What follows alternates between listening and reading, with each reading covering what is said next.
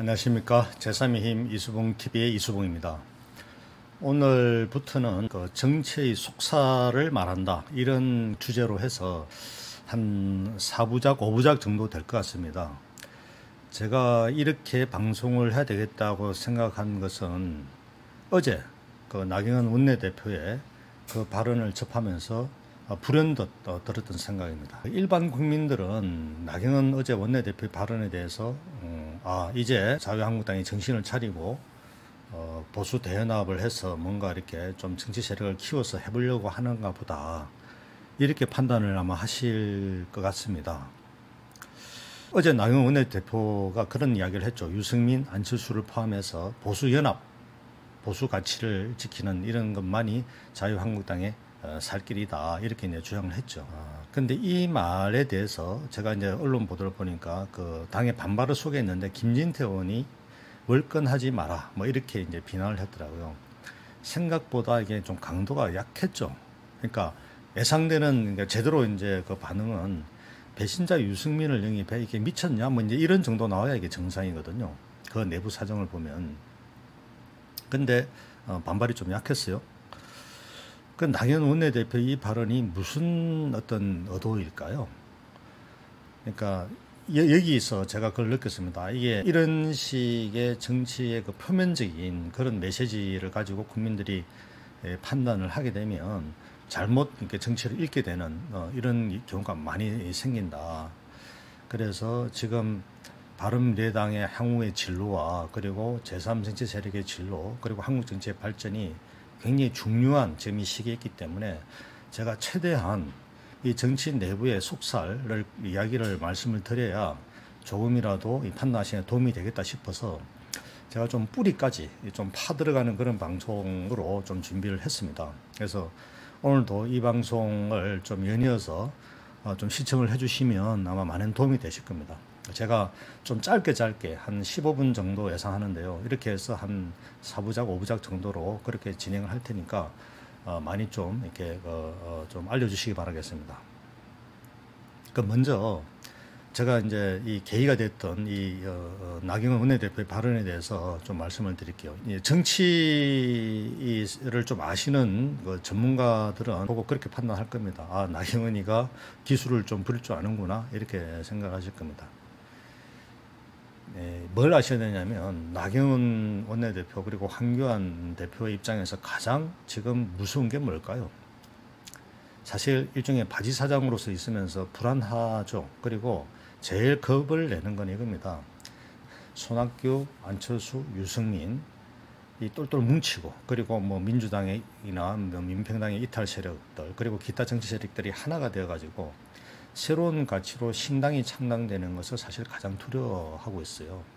그렇게 되면 자한당은 그냥 한순간에 뭐 3등, 4등으로 밀리게 돼 있는 그런 지금 판이거든요. 그걸 막으려면 어떻게 해야 되겠습니까? 바로 현재 바른미래당의 당권을 둘러싼 손학규, 유승민 간의 그런 갈등을 더 부추기고, 특히 유승민 의원의 입지를 없애는 것이 굉장히 중요합니다. 실제 대구에서도 예를 들어서 유승민 대표가 뭐 3번이나 무소속으로 나간다고 가정했을 때 대구의 자한당 후보의 입지가 이제 굉장히 위험할 수도 있거든요. 굉장히 힘든 싸움을 해야 되는 겁니다. 그래서 어떻게 하든 이걸 막아야 되는 그 지역적 사정이 있고, 동시에 아까도 이야기했듯이 이 바른미래당의 세력들이 당권 투쟁을 벗어나서 이게 힘을 합쳐버리게 되면 자한당이 굉장히 어려운 싸움을 해야 되기 때문에 이걸 막는 것이 굉장히 중요한, 사실은 전술적인 측면에서 굉장히 중요한 거거든요. 이런 상황에서 어제 나경원 원내대표가 그런 멘트를 이제 던진 거죠.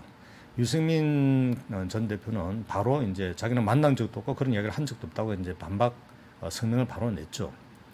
물론 지금 사실 그게 중요한 거 아닙니다. 이렇게 현실적으로 안 했을 수 있죠. 하지만 입장이 사실 나와야 되는 상황인데 입장은 안 내고 팩트만 이야기한 거죠. 그건 좀 부족하다 생각하지만 어쨌든 중요한 것은 나경원 원내대표의 어제 발언은 유승민 대표에 대한 구애가 아닙니다. 유승민을 죽이려고 한 거죠. 계산된 발언인 겁니다.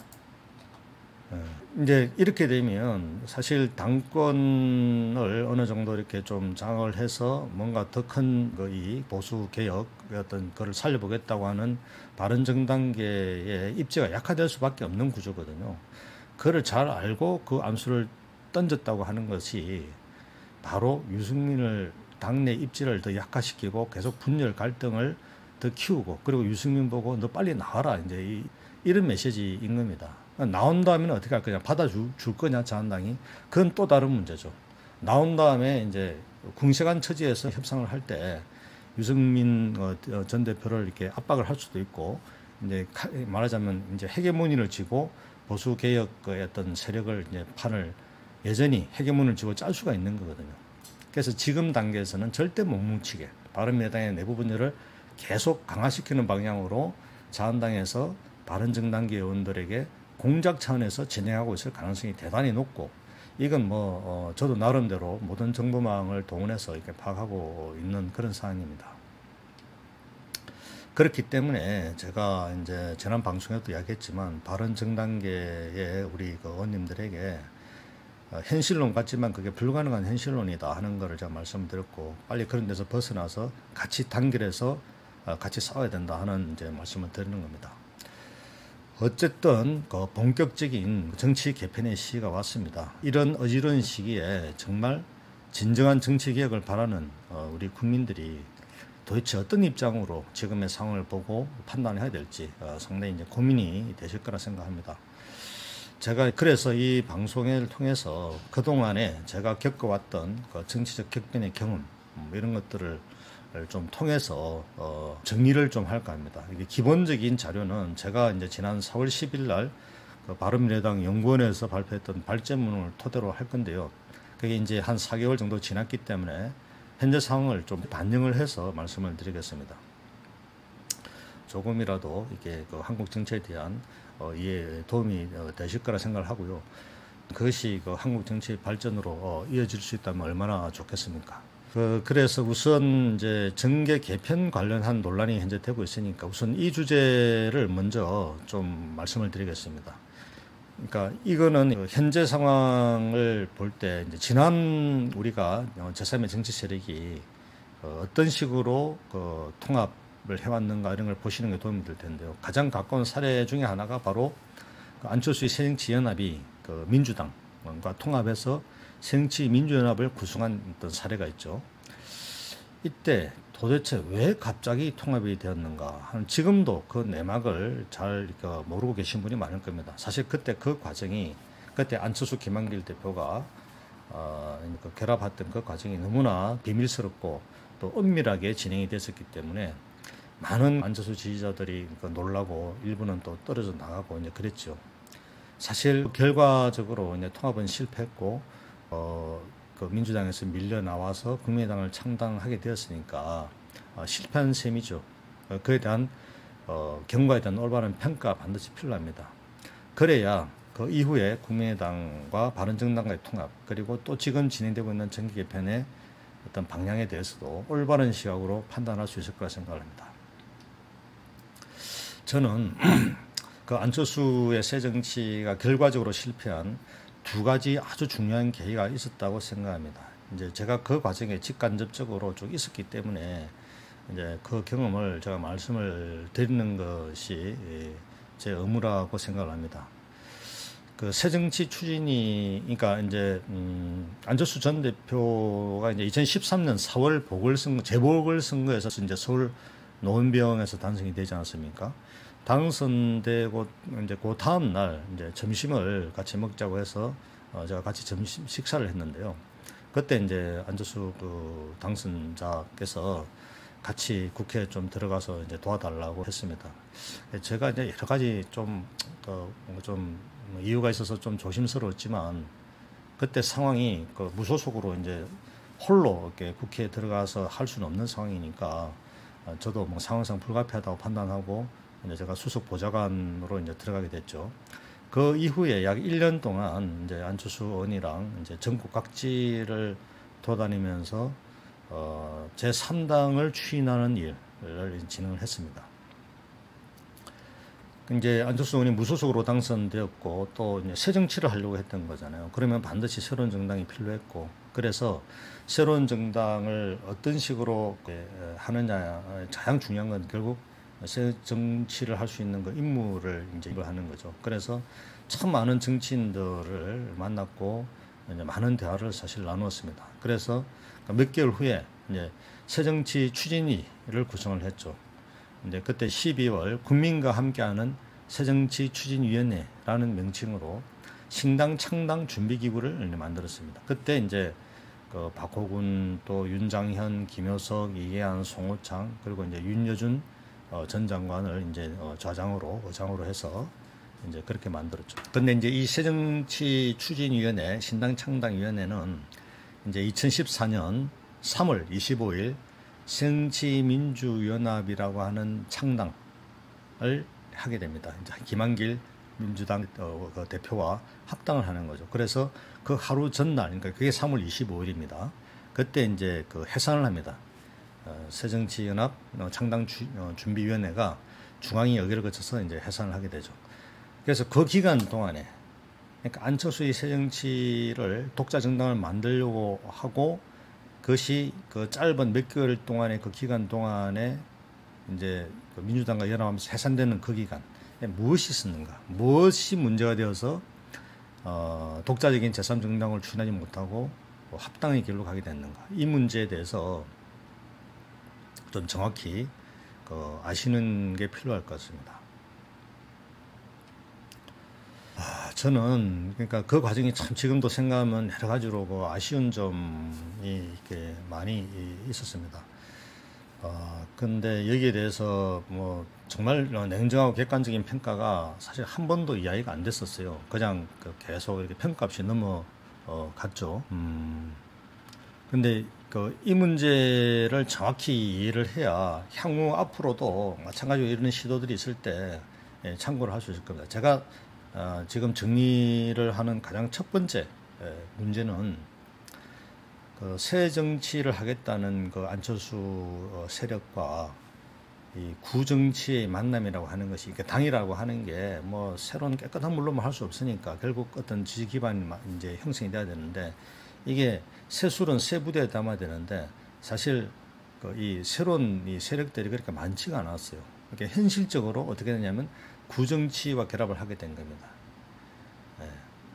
그러니까 결합하는 과정에서 새정치가 가지는 어떤 그 문화와 이 구정치가 가지는 문화가 굉장히 현격한 차이가 있습니다.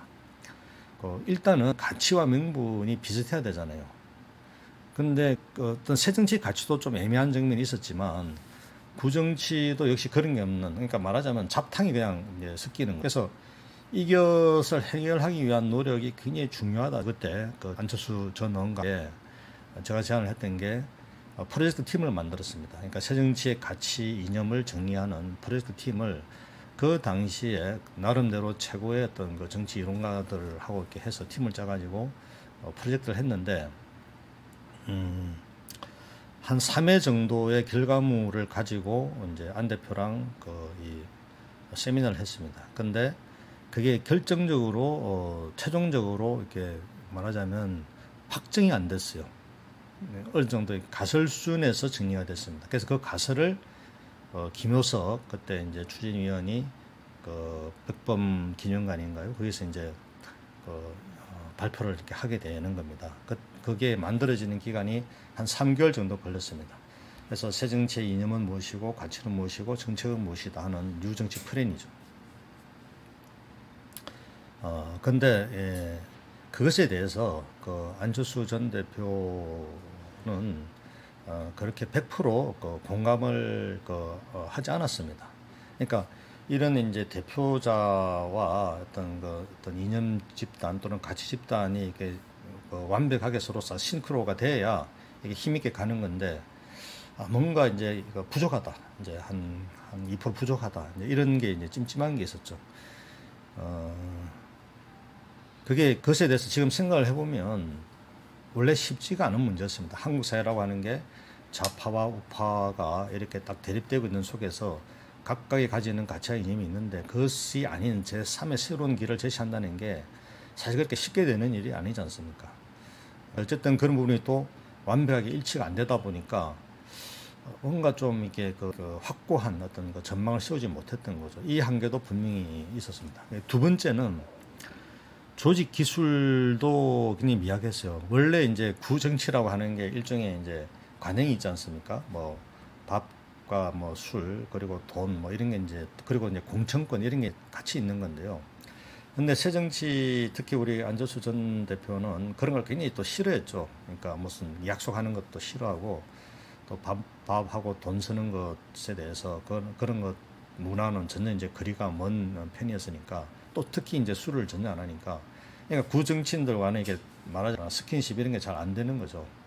근데 이제 그분들 입장에서는 이제 불만이 생기는 겁니다. 어렵게 나름대로 정치 결단을 해서 자기는 나름대로 장관도 했고 뭐도 했고 다 뭐 이제 있는데 이거 뭐 이러냐 이게 거마비도 없고 뭐 밥도 자기가 돈 내야 되고 그리고 아니 내가 무슨 그 공동위원장을 하면 어디 가서 술하고 밥하고 하면서 사람들 조직도 하고 그렇게 돈이 끌어오고 뭐 용돈도 주고 해야 되는데 뭐 그런 게 전혀 없으니까요.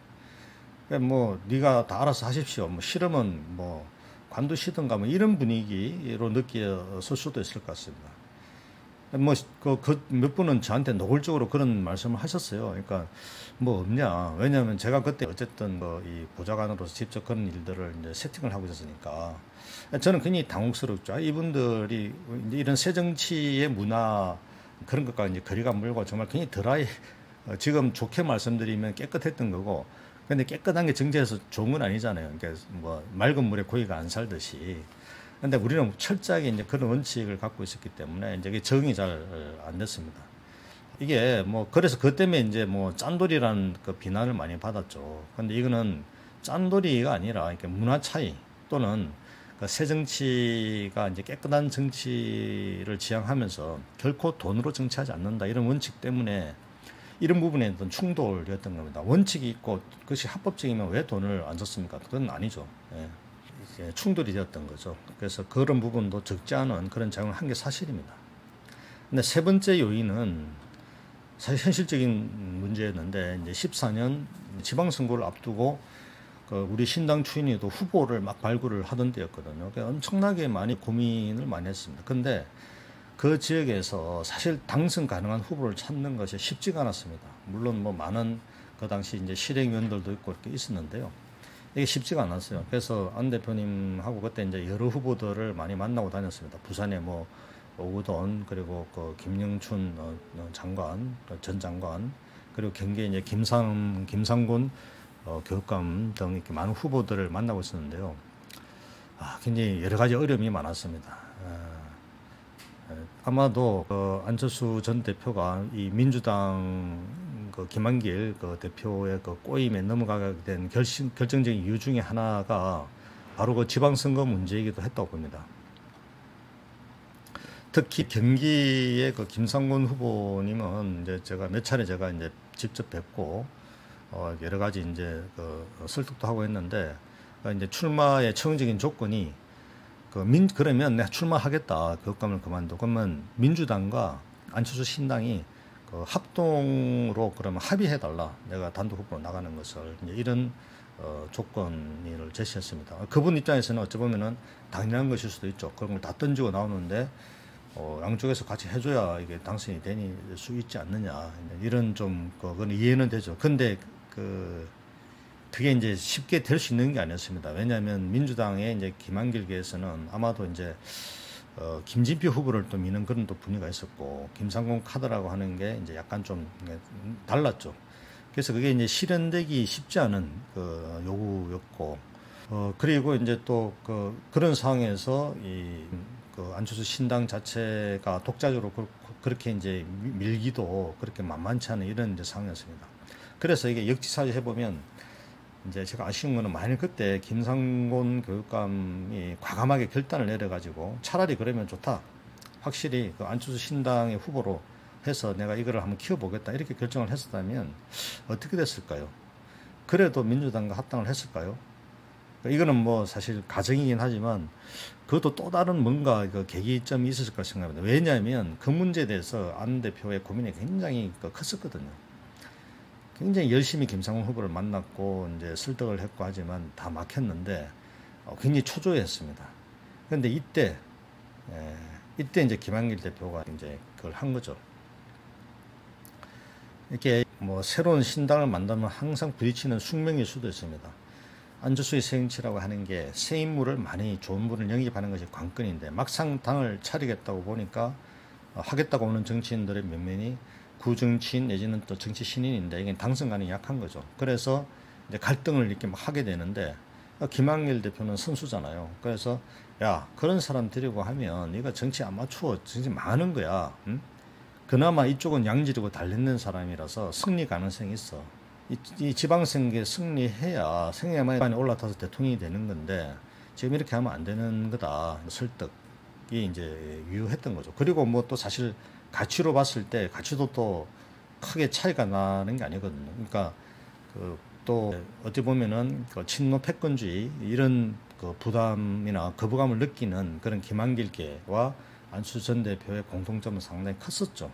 그래서 그런 정치적 배경이 통합으로 이렇게 급속 진전됐던 이런 상황입니다. 그래서 아까 말씀드렸던 그런 세 가지 문제, 그러니까 새정치 구정치와의 갈등 속에서의 고민, 그리고 조직 기술적인 또 문화적 차이의 갈등, 그리고 막상 다쳐온 지방선거에만 현실적인 문제, 이런 것들을 일거에 해결하는 그런 카드로 그렇게 민주당과 통합을 하게 됐던 거죠. 근데 이 통합이라고 하는 과정에서 굉장히 황당한 일이 많았습니다. 도대체 아무도 모르고 있다가 갑자기 어떻습니까? 그때 이제 일요일 날 아침이죠. 일요일 날 아침에 통합을 한다고 그냥 방송 보고 알았던 거잖아요. 그때 우리 당의 공동위원장들도 뭐 윤여준 장관, 김성식 의원 포함해서 정말 이렇게 멘붕에 다 빠졌죠. 저도 사실 뭐 제가 이제 약간의 그런 불안한 느낌은 있었는데 사실 저도 그 과정에서 잘 몰랐으니까요.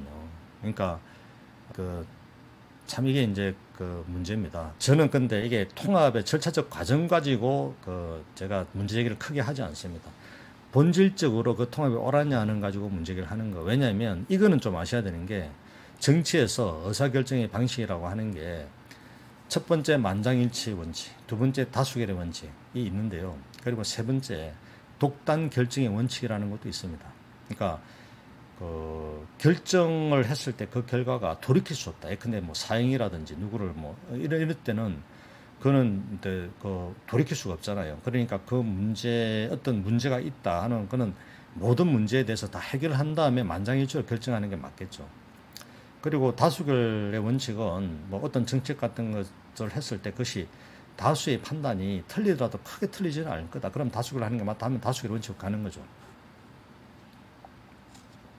근데 이 결정을 했을 때 기득권자들은 굉장히 반대를 할 것이다. 하지만 전략적으로 전체적인 그림을 봤을 때 이렇게 하는 것이 필요하다고 했을 때는 미리 충분히 의견을 묻고 지혜를 구하지만 결정은 내가 독단적으로 할 수밖에 없다. 이게 이제 독단 결정의 원칙입니다. 정치에서는 그런 것도 있거든요.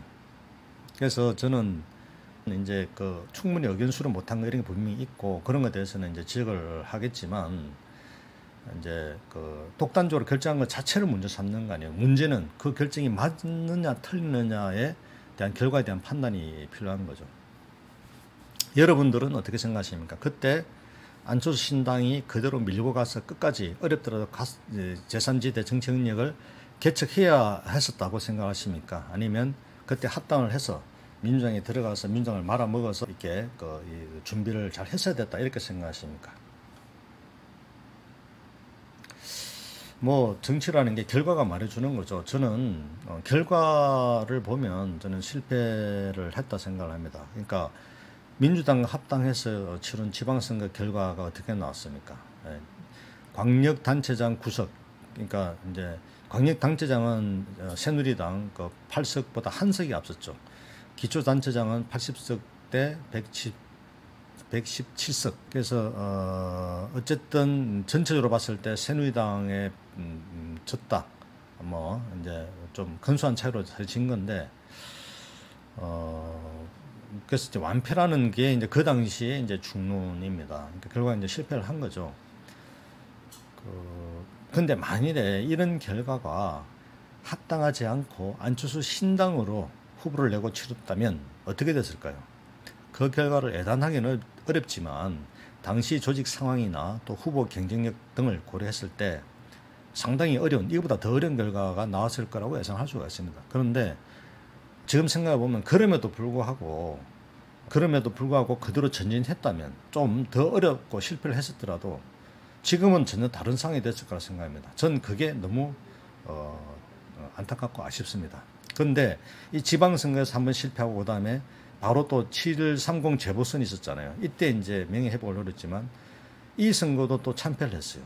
이게 이제 그때 15개 지역구 국회의원 재보선이었는데 호남 3석, 수원 1석을 제외한 전국에서 참패를 했죠. 결국 또 순천에서도 이제 이정년 새누리당 후보에게 이제 패하고, 그래서 김한길 안철수 체제가 더 존재하기가 이제 힘들었죠. 그래서 3월 26일을 창당한 후 4개월 5일 만에 민주당을 장악하는 데 실패를 하고 이 선거 결과 때문에 이 두 대표가 물러나게 되는 이제 그런 상황으로 됐습니다. 이것이 말하자면 안철수 새정치의 1차 실패 과정이었습니다. 그러니까 통합을 했는데 그 결과가 결국 실패로 막을 내린 거죠. 자, 정리하자면 안철수 새정치의 정체성의 실패, 현실 지방선거에서 후보를 모셔오는 그 어려움, 그리고 상대적으로 민주당의 비문 그룹의 적극적 구애, 이런 게 주요해서 이제 합당을 하게 됐고 결국 안철수의 새정치 깃발은 내려지게 되었죠. 이런 과정을 보면 결국 당의 가치를 얼마나 분명히 세우고 그 가치를 실현할 주력 세력을 확보를 하느냐, 이것이 정말 참 중요한 문제다 하는 것들을 다시 확인을 할 수가 있겠습니다. 그러니까 가치와 세력이 일치해야 되고, 그래서 이것이 일치하지 않고 그냥 기존 정치 세력을 자기 것으로 할 경우에는 먹는 게 아니라 먹히는 경우가 더 많다. 그래서 자신이 없을 때에는 차라리 어렵더라도 가치를 분명히 세우고 그리고 작은 목표로 장기적 계획을 세워서 가야 된다. 그래서 때를 기다려야지 주체 역량이 넘는 그냥 의욕만 앞서면 결국은 망한다 하는 것들이 제가 1차 새정치의 실패를 보면서 정리하는 그런 어떤 경험입니다. 자, 1부 지금 시간이 좀 지났기 때문에 1부는 이렇게 하고요.